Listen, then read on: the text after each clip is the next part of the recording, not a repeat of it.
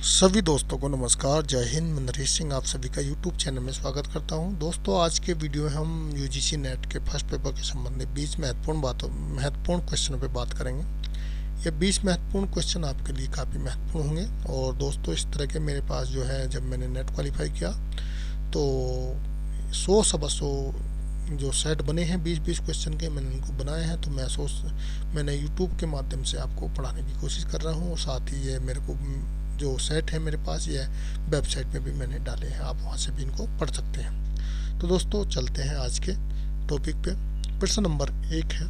प्रथम, यहाँ पर जो क्वेश्चन है आज, जो भारतीय संविधान में 12 अनुसूचियाँ हैं उनके बारे में है, क्योंकि आपको पता होगा अनुसूची से कोई ना कोई क्वेश्चन आ ही जाता है। तो प्रश्न नंबर 1 है, प्रथम अनुसूची में क्या वर्णित है। तो प्रथम अनुसूची में भारत के जो है, अभी दोस्तों ये 29 अभी जो है राज्य, सात के से जो प्रदेश हैं, ये दो थोड़ा गलत हो गया है।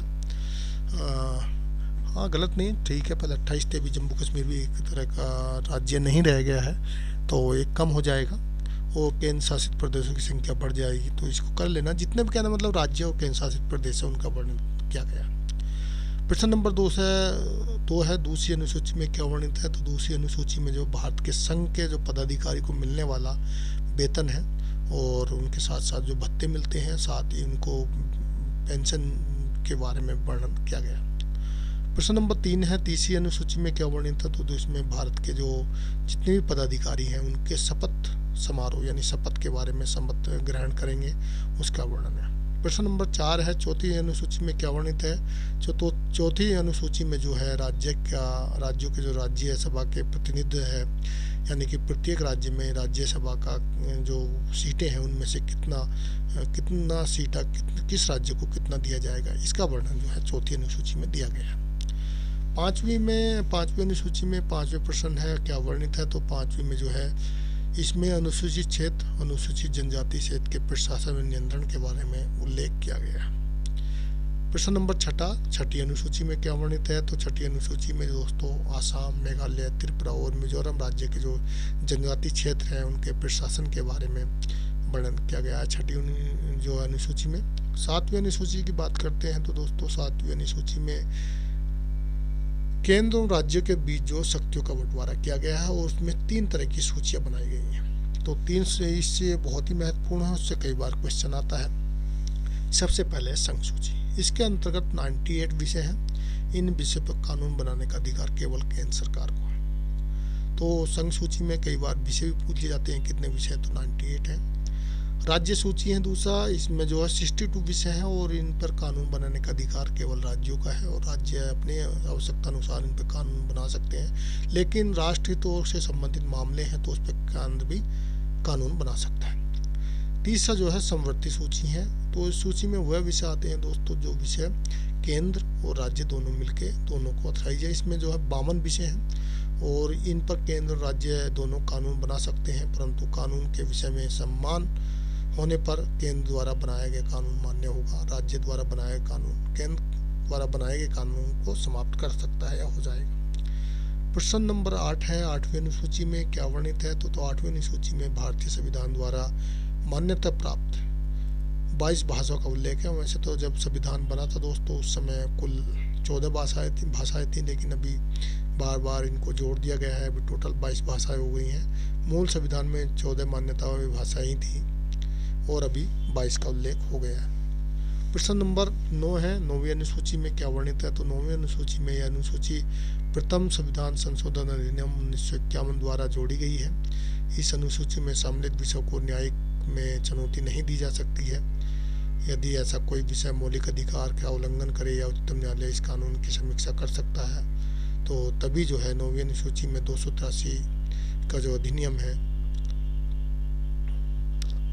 जिसमें राज्य सरकार द्वारा संपत्ति अधिग्रहण के उल्लेख है, उसको खत्म कर दिया गया है। प्रश्न नंबर 10 है, 10वीं अनुसूची में क्या वर्णित है। तो 10वीं अनुसूची में जो है ये 92 जो मतलब 52वां संविधान संशोधन 1985 में जो हुआ था उसमें मूल संविधान में इसको जोड़ा गया है। इस अनुसूची में जैसे कोई भी राजनीतिक दल का दल बदल करके चुनाव होता था और उसमें मान लीजिए सीटें लगभग बराबर होती थी, तो खरीद फरोख्त ज़्यादा कार्रवाई चलती थी, तो इस तरह के कानून को बनाया गया कि दल बदल नहीं किया जाएगा। तो यह 10वीं अनुसूची में वर्णित किया गया। प्रश्न नंबर 11 है 11वीं अनुसूची में क्या वर्णित है। तो 11वीं अनुसूची में जो है 73 जो 73वां संविधान संशोधन हुआ और यह 1992 में हुआ था, और इसको जो है 1992 के बाद मूल संविधान में जोड़ दिया गया। इस जो है अनुसूची में जो पंचायती राज से संबंधित है, यानी पंचायती राज से संबंधित जो 29 विषय हैं या पंचायती राज के बारे में जो पूरा उल्लेख किया गया है, यह इसी अनुसूची में है।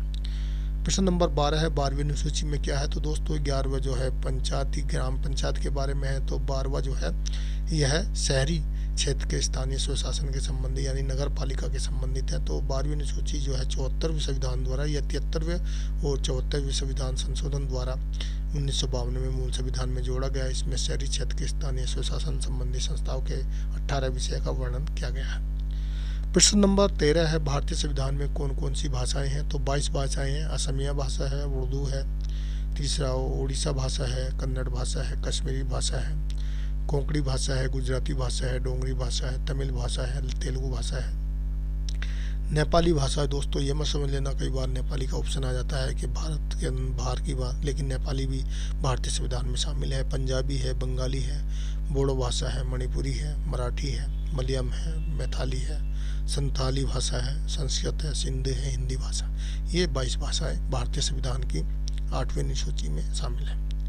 प्रश्न नंबर 14 है पंचायती योजना 1951 से 56 का क्या मतलब महत्वपूर्ण इसका उद्देश्य क्या था। तो कृषि की प्रधानता प्रथम पंचवर्षीय योजना का प्रमुख उद्देश्य था। प्रश्न नंबर 15 में है पंचवर्षीय योजना जो द्वितीय पंचवर्षीय योजना थी 56 से 61, इसका क्या उद्देश्य था। तो उद्योगों क्षेत्र में प्राथमिकता यानी उद्योगों को बढ़ावा देना। प्रश्न नंबर 16 है पंचवर्षीय जो 61 से 66 यानी तीसरी पंचवर्षीय योजना थी, उसमें क्या उद्देश्य था। तो कृषि और उद्योग को बढ़ावा देना इस पंचवर्षीय योजना का प्रमुख उद्देश्य था। पंचवर्षीय योजना जो 69 से कुछ बीच में जो है 1 वर्षीय योजनाएं चली थी तीसरी योजना के बाद, फिर उसके बाद जो है चौथी पंचवर्षीय योजना 69 से 74 में। तो इसके साथ इसमें जो वर्णन किया गया न्याय के साथ गरीबों को विकसित करना। और प्रश्न नंबर 18 है जो कहना मतलब अभी 5वीं पंचवर्षीय योजना गरीबी और आत्मनिर्भर को हटाना इसका प्रमुख उद्देश्य था। पंचवर्षीय 1985 से 86 जो थी छठी पंचवर्षीय पांचवी पंचवर्षीय कहना मतलब हाँ ये छठी है, लेकिन इसमें जो 5वीं पंचवर्षीय योजना में था जैसे गरीबी और आत्मनिर्भरता को हटाना, ये भी छठी का भी रहा। और 7वीं पंचवर्षीय योजना जो 1985 से 90 थी, इसमें फ्रूट प्रोडक्ट रोजगार उत्पादन इत्यादि को बढ़ावा देना। फिर नेक्स्ट जो है 92 से 97 में जो है 9वीं पंचवर्षीय थी रोजगार सृजन जनसंख्या नियंत्रण था। 10वीं पंचवर्षीय योजना 97 से 2000 तक 7% विकास दर इसका प्रमुख उद्देश्य था। और 11वीं पंचवर्षीय 2002 से लेकर 2007 तक था स्वरोजगार और संसाधनों का विकास। नेक्स्ट 2007 से 2012 जो पंचवर्षीय योजना थी व्यापक और तेज विकास। और लास्ट पंचवर्षीय योजना जो थी 12 से 17 में इसका स्वास्थ्य शिक्षा और संबंधी सामग्री का विकास करना इस पंचवर्षीय योजना का उद्देश्य था। तो दोस्तों आज की वीडियो में इतने ही क्वेश्चन, और ये आपको एक रिवीजन के तौर पे कराए गए हैं, और आप मेरी वेबसाइट पे भी इसको पढ़ सकते हैं। ldcnetexam.com पे आपको मिल जाएंगे। इस तरह के 100 सेट आपको वहाँ पर उपलब्ध हो जाएंगे नेट एग्जाम संबंधी। ये मेरा व्हाट्सअप नंबर है 8825072295। वीडियो देखने के लिए थैंक यू, धन्यवाद। दोस्तों वीडियो अच्छा लगा तो वीडियो को लाइक कर दें, चैनल को अभी तक सब्सक्राइब नहीं आया तो सब्सक्राइब कर लें, साथ ही दोस्तों को भी शेयर कर दें, और साथ में लगी बेल आइकन को दबा लें जिससे आपको आने वाली वीडियो मिल जाए। थैंक यू, धन्यवाद अगेन।